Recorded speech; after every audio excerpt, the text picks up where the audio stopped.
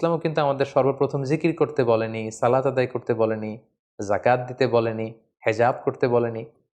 ইসলাম সর্বপ্রথম আমাদেরকে যে বিষয়ে উদ্বুদ্ধ করেছে সেটা হচ্ছে জ্ঞান অর্জনের প্রতি আমাদেরকে উৎসাহিত করেছে, লার্নিং এর প্রতি উৎসাহিত করেছে, স্টাডি করা, রিসার্চ করা, এগুলোর ব্যাপারে উৎসাহিত করেছে। এবং এটার একটা ইন্সপায়ারেশন কিন্তু আমরা সাইয়েদনা ইদ্রিস আলাইহিস সালামের জীবনী থেকে পাই।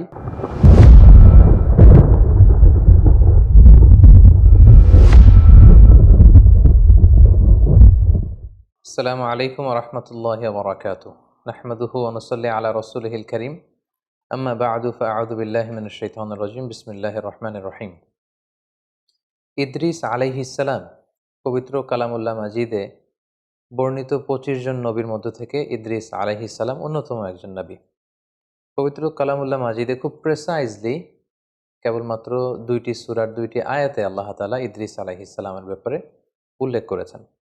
যেমন সূরাত মারিয়ামে আল্লাহ তাআলা উল্লেখ করেছেন, ওয়াযকুর ফিল কিতাবি ইদ্রিস ইন্নাহু কানা সিদ্দীকান নাবিয়্যা ওয়া রাফা'নাহু মাকানান আলিয়্যা। অর্থাৎ হে নবী, আপনি কালামুল্লাহ মাজিদে কোরআনের ভেতর ইদ্রিসের কথা উল্লেখ করুন। নিশ্চয়ই তিনি ছিলেন সত্যবাদী একজন নবী এবং আমি তার সম্মানকে, মর্যাদাকে অনেক বেশি সুউচ্চ করেছি, আমি তাকে উচ্চ মর্যাদা দান করেছি। মারিয়ামের এই আয়াতটি ছাড়া সূরাতুল আম্বিয়ার আরও একটি আয়াতে আল্লাহ তাআলা সাইয়েদনা ইদ্রিস আলাইহিস সালামের কথা উল্লেখ করেছেন। সে আয়াতে কেবলমাত্র ওনার নামটি উল্লেখ করেছেন। আল্লাহ বলছেন, অন্যান্য নবীদের সাথে মিলিয়ে তিনি ইরশাদ করছেন, ওয়া ইসমাঈলা ওয়া ইদ্রিস ওয়া দাল কিফল কুল্লুম মিনাস সাবিরিন ওয়া আদখালনাহুম ফি রাহমাতিনা ইন্নাহুম মিনাস সালিহিন। অর্থাৎ ইসমাঈল, ইদ্রিস এবং যুল কিফল তারা প্রত্যেকেই ছিলেন ধৈর্যশীলদের অন্তর্ভুক্ত। তাদের প্রত্যেককে আমি আমার বিশেষ রহমত দিয়ে বেষ্টন করেছি এবং তারা ছিলেন সৎকর্ম পরায়ণশীলদের অন্তর্ভুক্ত ব্যক্তি। কালামুল্লাহ মাজিদের সূরাতু মারিয়াম এবং সূরাতু আম্বিয়ার এ দুটি আয়াত ছাড়া আর কোথাও সাইয়েদনা ইদ্রিস আলাইহিস সালামের ব্যাপারে উল্লেখ করা হয়নি। সুনানে নাসাইতে একটি সহিহ হাদিসেও আমরা ইদ্রিস আলাইহিস সালামের ব্যাপারে উল্লেখ দেখতে পাই, যেক্ষেত্রে উল্লেখ হয়েছে যে আল্লাহ রাসূল সাল্লাল্লাহু আলাইহি ওয়াসাল্লাম যখন মেরাজে গিয়েছিলেন, আমরা জানি মেরাজ রজনীতে 7টি আকাশে 7টি স্তরে তিনি 7 জন নবীর সাথে সাক্ষাৎ করেছিলেন। সেখানে তিনি চতুর্থ আসমানে সাইয়েদনা ইদ্রিস আলাইহিস সালামের সাথে সাক্ষাৎ করেছিলেন। হাদিসের ভাষ্যটি ছিল এমন, সুম্মা আতাইনা সামা আর রাবিআ, 1 2 3 করে আমি জিবরিল আলাইহিস সালামের সাথে আল্লাহ রাসূল সাল্লাল্লাহু আলাইহি ওয়াসাল্লাম বলছেন যে আমি চতুর্থ আসমানে এলাম। ফামিসলু যালিক, এর আগের আসমানগুলোতে যেভাবে জিজ্ঞেস করা হয়েছিল জিব্রাইলকে, তুমি কে, তোমার সাথে কে, তোমাদেরকে কি আসার পারমিশন দেওয়া হয়েছে, এভাবে যত ফর্মালিটিজ আছে এগুলো সারা হয়েছে। ফাআতাইতু আলা ইদ্রিস আলাইহিস সালাম, আল্লাহর হাবিব সাল্লাল্লাহু আলাইহি ওয়াসাল্লাম বললেন, তখন হঠাৎ করে আমি ইদ্রিস আলাইহিস সালামের কাছে আসলাম। ফাসাল্লামতু আলাই, ওনাকে দেখেই আমি ওনাকে সালাম দিলাম। ফাকালা মারহাবান বিকা মিন আখিন ওয়া নাবিক, আমাকে দেখে সাইয়েদনা ইদ্রিস আলাইহিস সালাম বললেন, স্বাগতম হে আমার ভাই, হে প্রিয় নবী। স্বাগতম হে ভাই এবং হে নবী বলে তিনি আমাকে ওয়েলকাম বা সুস্বাগতম জানিয়েছেন। তাহলে কোরআনের 2টি আয়াত এবং সুনানে নাসাইর এই সহি বর্ণনাটি ছাড়া বেসিকলি ইদ্রিস আলাইহিস সালামের ব্যাপারে সহি বর্ণনা তেমন একটা পাওয়া যায় না। বেশিরভাগ বর্ণনাগুলোই হচ্ছে দঈফ বা দুর্বল চেইনের কিংবা ইসরায়েলি বর্ণনা, যেটাকে আমরা জিউস বা ক্রিশ্চিয়ান ট্রেডিশন বলে আখ্যায়িত করে থাকি। আল বিদায়া ওয়ান নিহায়ার গ্রন্থকার ইবনু কাসির আলাইহি রহমা, উনি বিদায়া নিহায়াতে উল্লেখ করেছেন যে কানা আউয়ালু বানি আদম উ'তিয়ান নবুওয়াতা বা'দা আদম ওয়া শীস, অর্থাৎ আদম আলাইহিস সালাম এবং ওনার সন্তান শীস আলাইহিস সালামের পরে সর্বপ্রথম যে ব্যক্তিকে নবুয়ত দেয়া হয় তিনি হচ্ছেন ইদ্রিস আলাইহিস সালাম। এবং নূহ আলাইহিস সালাম, উনি কি ইদ্রিস আলাইহিস সালামের আগে পৃথিবীতে নবী হয়ে এসেছেন, নাকি ইদ্রিস আলাইহিস সালাম নূহ আলাইহিস সালামের আগে পৃথিবীতে এসেছেন, এ নিয়ে গবেষকদের মধ্যে মতানৈক্য রয়েছে। কেউ কেউ বলেন যে নূহ আলাইহিস সালাম এসেছেন ইদ্রিস আলাইহিস সালামের পরে, কেউ কেউ বলেছেন নূহ আলাইহিস সালাম এসেছেন ইদ্রিস আলাইহিস সালামের আগে। অনেকে বলে থাকেন যে ইদ্রিস নামটি এসেছে মূলত আদ-দিরাসা থেকে, কারণ আরবিতে দারাসা ইয়াদরুসু মানে হচ্ছে টু স্টাডি, পড়া, অধ্যয়ন করা। ইদ্রিস আলাইহিস সালাম উনি খুব বেশি পড়াশোনা করতেন। ওনার আগের নবী শীস আলাইহিস সালাম এবং আদম আলাইহিস সালামের উপর যে সহিফাগুলো আল্লাহ তাআলা নাজিল করেছিলেন, এই সহিফাগুলো উনি খুব বেশি স্টাডি করতেন, খুব পড়তেন, খুব অধ্যয়ন করতেন। এজন্য ওনাকে ইদ্রিস নামে নামকরণ করা হয়েছে। সাইয়েদনা ইদ্রিস আলাইহিস সালাম ইরাকের বাবেল নগরীতে জন্মগ্রহণ করেন এবং পরবর্তীতে তিনি দাওয়া কাজে মিশরে গমন করেন এবং সেখানেই তিনি তাওহীদের দাওয়াত মানব মণ্ডলীর কাছে তিনি ছড়িয়ে দিয়েছেন। এবং সহিহ ইবনে হিব্বানের এক বর্ণনা অনুযায়ী আমরা জানতে পারি যে আল্লাহ তাআলা সাইয়েদনা ইদ্রিস আলাইহিস সালামের উপর 30টি সহিফা তিনি নাজিল করেছিলেন। সহিহ ইবনে হিব্বানের আরও একটি বর্ণনা থেকে আমরা আরও জানতে পারি, যেটি বিখ্যাত ঐতিহাসিক ইবনে ইসহাক ওনার গ্রন্থে উল্লেখ করেছেন যে ইদ্রিস আলাইহিস সালাম হচ্ছেন আউয়ালু মান খাত্তা বিল কলাম, পৃথিবীতে সর্বপ্রথম যিনি কলমের ব্যবহার করেছেন, কলম দিয়ে কালি দিয়ে যিনি সর্বপ্রথম পৃথিবীতে লেখালেখির প্রচলন ঘটিয়েছেন সেটা হচ্ছেন ইদ্রিস আলাইহিস সালাম। পাশাপাশি ওয়াখাতাস সিয়াব, সর্বপ্রথম যিনি কাপড় সেলাই করেছেন, সুতা দিয়ে সুই দিয়ে কাপড় সেলাই করা, এই বুনন শিল্পের যে আবিষ্কার বা প্রচলন, এটাও সাইয়েদনা ইদ্রিস আলাইহিস সালামের মাধ্যমেই হয়েছে। এই যে বর্ণনাগুলো আমরা এখানে উল্লেখ করলাম, এগুলো ছাড়া সাধারণত আর যত বর্ণনা সাইয়েদনা ইদ্রিস আলাইহিস সালামের ব্যাপারে পাওয়া যায় এসবই হচ্ছে ইসরায়েলি বর্ণনা। বিশেষ করে ওরাফা'নাহু মাকানান আলিয়্যা, আমি ইদ্রিসের মর্যাদাকে অনেক বাড়িয়েছি, অনেক সুউচ্চ মর্যাদার আসনে তাকে আমি আসীন করেছি। এ আয়াতের বর্ণনায় অনেক ইসরায়েলি এ আয়াতের ব্যাখ্যায় অনেক ইসরায়েলি বর্ণনা পাওয়া যায় যে ইদ্রিস আলাইহিস সালাম ও ঈসা আলাইহিস সালামের মতো জীবদ্দশায় ওনাকে আল্লাহ তাআলা আকাশে নিয়ে গিয়েছিলেন। একজন ফেরেশতার পাখায় ভর করে তিনি আকাশে চলে গিয়েছিলেন এবং সেই আকাশে বা জান্নাতে ওনার ইন্তেকাল হয়েছে, এই পৃথিবীতে তিনি ইন্তেকাল করেননি। এই বর্ণনাগুলো আসলে কোনো ইসলামিক ট্রেডিশন থেকে আমরা পাই না, এগুলো ইসরায়েলি বর্ণনা থেকে আমরা পাই। ফলে ইদ্রিস আলাইহিস সালামের এই জীবন কাহিনী যখন আমরা বর্ণনা করব, এক্ষেত্রে ইসরায়েলি বর্ণনার ভূমিকা ইসলামে কতটুকু এবং ইসরায়েলি বর্ণনা এটাকে গ্রহণ করা যাবে কি যাবে না, এ ব্যাপারে ইসলামী শরিয়ার হুকুম কি, এই বিষয়টি আমাদের কাছে স্পষ্ট হতে হবে সম্মানিত সুধী। এ পর্যায়ে আমরা হুকমুল ইসরাইলিয়াত, ইসরায়েলি যে বর্ণনাগুলো আছে, যেগুলো বাইবেলে আছে, ওল্ড টেস্টামেন্টে আছে, বা যেটাকে আমরা তালমুদ বলছি, অর্থাৎ ইহুদি এবং খ্রিস্টানদের যে বর্ণনাগুলো, সেগুলোর ব্যাপারে আমাদের ভূমিকা কি হবে। যেমন কোরআন হচ্ছে আমাদের কিতাব, আর আল্লাহ রাসূল সাল্লাল্লাহু আলাইহি ওয়াসাল্লামের বর্ণিত কথাগুলোকে আমরা হাদিস বলছি। আমাদের আগে ইহুদি খ্রিস্টানদের অনেক নবী পৃথিবীতে এসেছিলেন, তাদের কাছে যে কিতাবগুলো এসেছিল আল্লাহর পাঠানো কিতাব, এবং সে সমস্ত রসুলরা যে সমস্ত কথাগুলো বলেছেন, তাদের নবীর যে হাদিস, এগুলোই বেসিকলি ইসরায়েলি বর্ণনা। ইসরায়েলি বর্ণনার ক্ষেত্রে খুব সোজাসাপটা 3টি কথা। 1 নম্বর কথা হচ্ছে, ইসরায়েলি বর্ণনার ক্ষেত্রে যদি কোরআন এবং সুন্নাহ সেই ব্যাপারটিকে অনুমোদন করে, সেটাকে সাব্যস্ত করে, সেটাকে সাপোর্ট করে, তাহলে সে সমস্ত ইসরায়েলি বর্ণনা নেওয়া যাবে, সেটাকে গ্রহণ করাতে কোনো সমস্যা নেই, এটা মাকবুল। 2 নম্বর কথা হচ্ছে, ইসরায়েলে যে সমস্ত বর্ণনার বিপরীত বর্ণনা কোরআনে পাওয়া যায়, অথবা কোরআন এবং সুন্নাহ ইসরায়েলি বর্ণনার যে তথ্য, এই তথ্যকে অপোজ করছে, এটাকে অস্বীকার করছে, বরং তার ভিন্নধর্মী বর্ণনা কোরআন এবং সুন্নায় পাওয়া যাচ্ছে, সেক্ষেত্রে ইসরায়েলি বর্ণনাকে রিজেক্ট করতে হবে, এটাকে অ্যাকসেপ্ট করা যাবে না।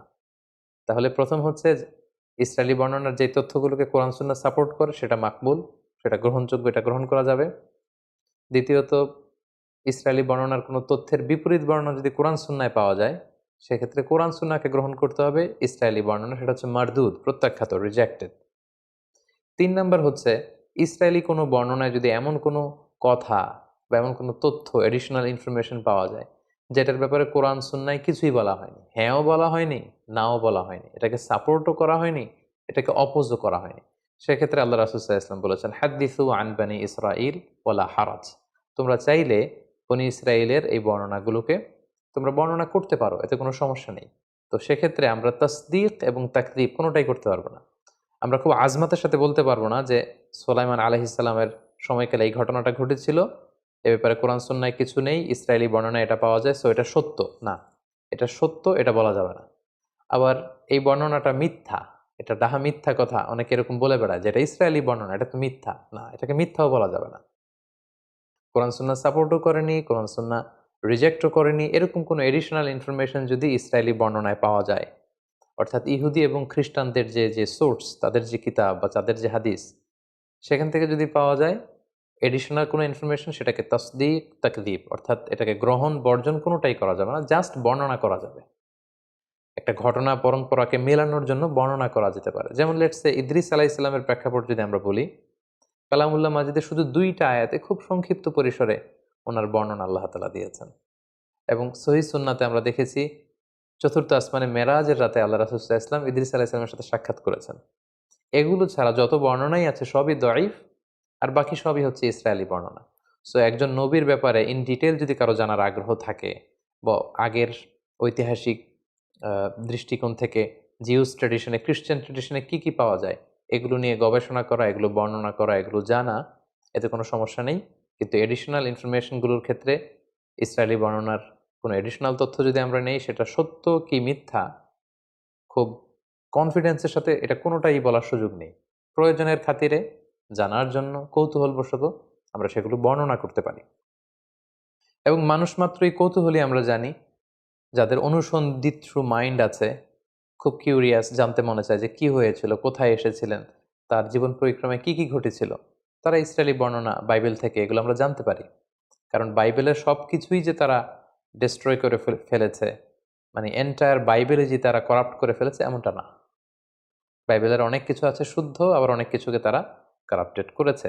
তো সেক্ষেত্রে এডিশনাল ইনফরমেশনগুলো নেয়ার ক্ষেত্রে, যেটা কোরআনেও নেই সুন্নাতে নেই, আমরা চাইলে বর্ণনা করতে পারবো, আমাদের কৌতূহলকে নিবারণ করতে পারবো, কিন্তু হুটহাট করে এটা বলতে পারবো না যে এটা সত্য কিংবা এটা মিথ্যা। আমাদের মধ্যে একটা প্রবণতা আছে, অনেকে যেটা মনে করেন কোনো ইসরায়েলি বর্ণনা শুনলেই তারা বলে থাকেন যে এটা বানোয়াট হাদিস, এটা জাল হাদিস। এটা আসলে এক ধরনের অজ্ঞতা, কারণ এটা তো হাদিসই না, এটা তো আল্লাহ রাসূল সাল্লাল্লাহু আলাইহি ওয়াসাল্লামের কথা নন, আল্লাহ রাসূল সাল্লাল্লাহু আলাইহি ওয়াসাল্লাম তো এটা বলেননি।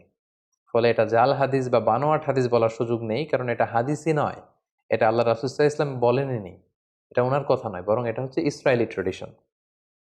তাহলে খুব সংক্ষেপে আমরা এটা বলবো যে ইসরায়েলি বর্ণনা যদি কোরআন সুন্নাহ দ্বারা সাপোর্টেড হয় আমরা গ্রহণ করব, যদি রিজেক্ট করা হয় এটাকে বর্জন করব। আর যে ব্যাপারে কোরআনে হাদিসে আমাদেরকে কিছুই বলা হয়নি, কিন্তু ইসরায়েলি বর্ণনায় আমরা বিভিন্ন নবীদের ব্যাপারে, বিভিন্ন ঘটনার ব্যাপারে এক্সট্রা এডিশনাল তথ্য পাই, সেটা আমরা বর্ণনা করতে পারবো। কারণ আল্লাহর হাবিব সাল্লাল্লাহু আলাইহি সাল্লাম বলেছেন যে লা তুসাদ্দিকু আহলাল কিতাবি ওয়া লা তুকাযযিবুহুম, এই জাতীয় বর্ণনার ক্ষেত্রে তাদেরকে সত্যবাদী মিথ্যাবাদী, এই বর্ণনাটা সত্য কিংবা মিথ্যা এটা কোনোটাই বলো না। ওয়াকুলু আমান্না বিল্লাহি ওয়া মা উনজিলা ইলাইনা ওয়া মা উনজিলা ইলাইকুম, বরং এটা বলো যে আমরা বিশ্বাস করি যেটা আমাদের উম্মতে মুহাম্মাদের উপর যেটা নাজিল হয়েছে এটাও আমরা বিশ্বাস করি কোরআন হিসেবে, এবং তোমাদের কাছে আল্লাহর পক্ষ থেকে যেটা সঠিকভাবে নাজিল হয়েছিল সেটার উপরে আমরা বিশ্বাস স্থাপন করি। আমরা রঈসুল মুফাসসিরিন আব্দুল্লাহ ইবনে আব্বাস রাদিয়াল্লাহু তাআলা আনহুর কথা জানি যে উনি সাহাবীদের মধ্যে খুবই কিউরিয়াস মাইন্ডেড ছিলেন, কিউরিয়াসিটি খুব বেশি ছিল, অনুসন্ধিৎসু মন ছিল ওনার, কৌতূহলী মন। ফলে নবীদের ব্যাপারে কোরআনে কোনো আয়াত নাজিল হলে তাদের আগের ঘটনার আগের প্রেক্ষাপট, পরের প্রেক্ষাপট এগুলো মিলাবার জন্য, জানবার জন্য উনি অনেক ইহুদি পণ্ডিতের কাছে যেতেন, যে জিজ্ঞেস করতেন যে ব্যাপারে তোমাদের কিতাবে কিছু আছে কিনা। তখন সেই ইহুদি পণ্ডিতদের কাছ থেকে উনি শুনে আসতেন এবং সেগুলো তিনি বর্ণনাও করেছেন। এবং আমাদের অনেক আমাদের যে ক্লাসিক তাফসিরগুলো রয়েছে সেই ক্লাসিক তাফসিরগুলোতে এগুলো বর্ণিতও হয়েছে। তো আমরা এই ইসরায়েলি যে ন্যারেশনগুলো আছে, বর্ণনাগুলো আছে, এগুলো ডিল করার ক্ষেত্রে এই 3টা মূলনীতি খেয়াল রাখবো। কোরআন হাদিস সাপোর্ট করলে গ্রহণ করব, রিজেক্ট করলে আমরাও রিজেক্ট করব। আর এডিশনাল তথ্য যেটা আমাদের কোরআনেও নাই, সুন্নাতেও নাই, কিন্তু অনেক নবীর ব্যাপারে কিছু তথ্য আমরা ইসরায়েলি বর্ণনাতে পাই, সেগুলো আমরা বর্ণনা করতে পারবো। কারণ আল্লাহর হাবিব সাল্লাল্লাহু আলাইহি ওয়াসাল্লাম সহিহ বুখারীর বর্ণনায় বলেছেন ওয়াহাদ্দিসু আন বানি ইসরাঈলা ওয়ালা হারাজ, তোমরা ন্যারেট করতে পারো, you can narrate the tradition of Jews and Christian community. তাদের পক্ষ থেকে যেই ন্যারেশনগুলো প্রিজার্ভ করা হয়েছে এগুলো চাইলে তোমরা বর্ণনা করতে পারবে, এতে কোনো সমস্যা নেই ইনশাআল্লাহ। সম্মানিত সুধী, তাহলে সংক্ষিপ্ত পরিসরে ইদ্রিস আলাইহিস সালামের জীবন কাহিনী থেকে কোরআন সুন্নাহর আলোকে আমরা যা জানলাম, সেগুলো থেকে যদি আমরা কিছু লাইফ লেসন এখন বের করতে চাই যে ইদ্রিস আলাইহিস সালামের এই জীবনী থেকে আমাদের জন্য শিক্ষা কি, সেক্ষেত্রে আমরা কয়েকটি লেসন আমরা এখান থেকে শিক্ষা বের করে নিয়ে আসতে পারি। প্রথমত বলবো যে আমরা জেনেছি উনি হচ্ছেন আউয়ালু মান খাত্তা বিল কলম, এই যে আমরা কলম দিয়ে লিখি, এই লেখার হস্তলিখন পদ্ধতির আবিষ্কারক হচ্ছেন সাইয়েদনা ইদ্রিস আলাইহিস সালাম, আল্লাহর প্রিয় একজন নবী। তাহলে হি ক্রিয়েটেড দ্য হ্যান্ড রাইটিং, তিনি সর্বপ্রথম পৃথিবীতে কলম দিয়ে কিছু লিখেছেন এবং এই লেখার এই প্র্যাকটিস তিনি চালু করেছেন, এই তথ্যটা কিন্তু আমরা পাই। দ্বিতীয় যে ব্যাপারটি আমরা ইদ্রিস আলাইহিস সালামের জীবনী থেকে পাই সেটা হচ্ছে সাইয়েদনা ইদ্রিস আলাইহিস সালাম অত্যন্ত বেশি জ্ঞানানুরাগী ছিলেন, শিক্ষানুরাগী ছিলেন। তিনি জ্ঞান অর্জন করতে চাইতেন, তার প্রমাণ হচ্ছে ওনার আগের নবী শীস আলাইহিস সালাম এবং পৃথিবীর প্রথম নবী আদম আলাইহিস সালামের উপর আল্লাহ তাআলা যে সমস্ত সহিফাগুলো নাজিল করেছিলেন এগুলো তিনি খুব বেশি পড়তেন, খুব বেশি অধ্যয়ন করতেন, সেখান থেকে জানতে চাইতেন, শিখতে চাইতেন এবং ইসলামে জানা শিখাটাকে কিন্তু আমাদের জন্য আবশ্যক করেছে এবং খুব বেশি গুরুত্ব দিয়েছে। আমরা জানি যে আমাদের কোরআনুল কারীমের প্রথম বাণী হচ্ছে জানো, পড়ো, ইকরা, read in the name of your lord who has created. পড়ো তোমার প্রভুর নামে যিনি তোমায় শিক্ষা দিয়েছেন। তাহলে ইসলামও কিন্তু আমাদের সর্বপ্রথম জিকির করতে বলেনি, সালাত আদায় করতে বলেনি, জাকাত দিতে বলেনি, হেজাব করতে বলেনি। ইসলাম সর্বপ্রথম আমাদেরকে যে বিষয়ে উদ্বুদ্ধ করেছে সেটা হচ্ছে জ্ঞান অর্জনের প্রতি আমাদেরকে উৎসাহিত করেছে, লার্নিং এর প্রতি উৎসাহিত করেছে, স্টাডি করা, রিসার্চ করা, এগুলোর ব্যাপারে উৎসাহিত করেছে। এবং এটার একটা ইন্সপায়ারেশন কিন্তু আমরা সাইয়েদনা ইদ্রিস আলাইহিস সালামের জীবনী থেকে পাই, কারণ তিনার আগে যে সমস্ত কিতাব সাহিফা নাজিল হয়েছে এগুলো তিনি খুব বেশি পড়তেন, তিনি অত্যন্ত বেশি জ্ঞান অনুরাগী ছিলেন। ৩ নম্বর যে বিষয়টা আমরা জানতে পারি সেটা হচ্ছে বুদ্ধিবৃত্তিক যে চর্চা, এটার সূচনা বা গোড়াপত্তনও কিন্তু ওনার সময়কাল থেকে হয়। তিনি বাবেলে জন্মগ্রহণ করেছিলেন, ইরাক এলাকায়।